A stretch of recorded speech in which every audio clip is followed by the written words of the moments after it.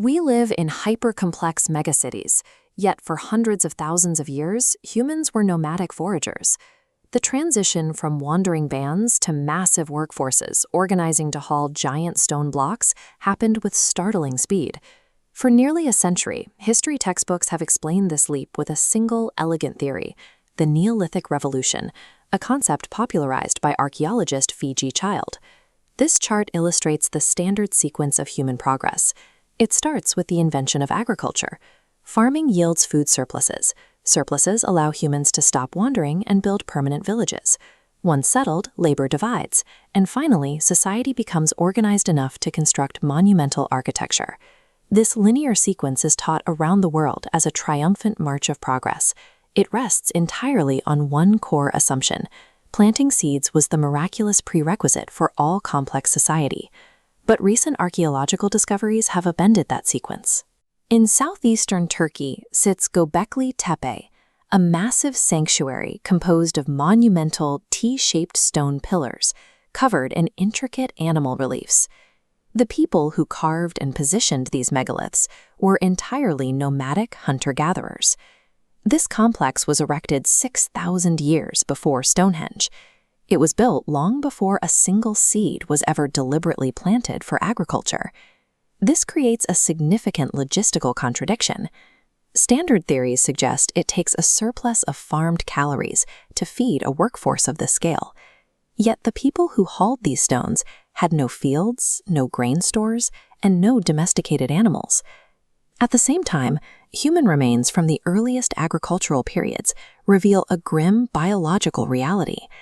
The populations that first adopted farming were significantly smaller, sicker, and suffered from far more repetitive stress injuries than their foraging ancestors.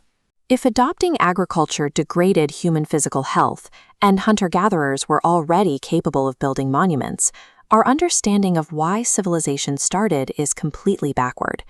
To understand how nomadic foragers could build monuments, we have to look at the physical evidence of their daily survival and technology. For hundreds of thousands of years, human technology was defined by the Acheulean hand axe. It was heavy, clunky, and relied on brute force over precision.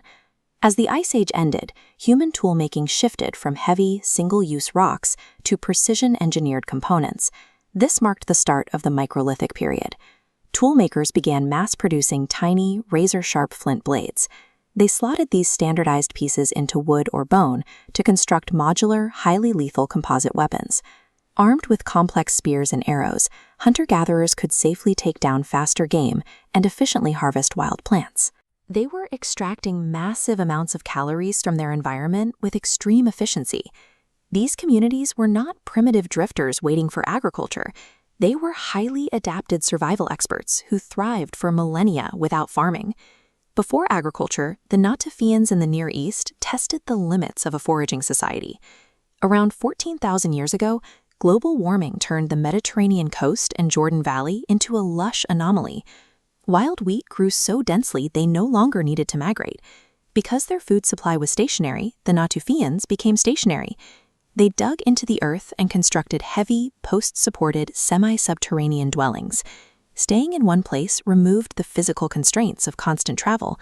As a direct result, infant mortality dropped, populations boomed, and small wandering bands swelled into dense communities. The Natufians traded the resilient mobility of their ancestors for the deep roots of a permanent village, settling into a trap of their own comfort. This chart tracks a climate event called the Younger Dryas. Right as the Natufian population peaked, global temperatures plummeted. The impact on the Levant was devastating. The warm rains stopped, lakes evaporated, and dense fields of wild cereals withered. The lush environment the Natufians relied on turned into an arid steppe. They faced an impossible dilemma. Their villages were now heavily populated, carrying far too many people to safely return to a nomadic lifestyle. But the wild food surrounding their homes was gone. To avoid starvation, they took direct control of the ecosystem. They began intentionally planting, watering, and managing the few remaining strains of wild wheat and barley to artificially boost yields. Agriculture emerged as a back-breaking survival strategy, a forced response to keep the Natufian population alive as their natural food supply vanished. The forensic evidence left behind in the bones of these early farmers reveals the exact price of that survival. Spending hours every day kneeling and pulverizing seeds on heavy stone mills inflicted severe skeletal damage. Bioarchaeologists see joint deterioration, compressed spines, and widespread arthritis appearing permanently in the human record. Their diet also collapsed in diversity, relying entirely on complex carbohydrates rather than a varied forage diet led to chronic malnutrition, severe tooth decay, and a measurable drop in average physical stature. Living in dense, permanent settlements in close quarters with human waste and newly domesticated animals introduced entirely new bacterial and viral loads to the population. The first farmers survived the climate crash, but they permanently traded away their robust biological health to secure that survival. Maintaining these crops required a new class of heavy equipment, like ground stone axes, to clear vast tracts of forest. The energy invested in clearing and cultivating meant these communities were now permanently tied to specific plots of land. This created a profound psychological shift. Because fertile land and grain surpluses could now be accumulated and hoarded, the concept of property was born. Managing and defending that property required organization and force. The egalitarian structures of mobile hunter-gatherer bands began to fracture, replaced by permanent social hierarchies based on wealth and status. By inventing agriculture, humanity solved a prehistoric climate crisis, but the cost of that solution was our egalitarian freedom.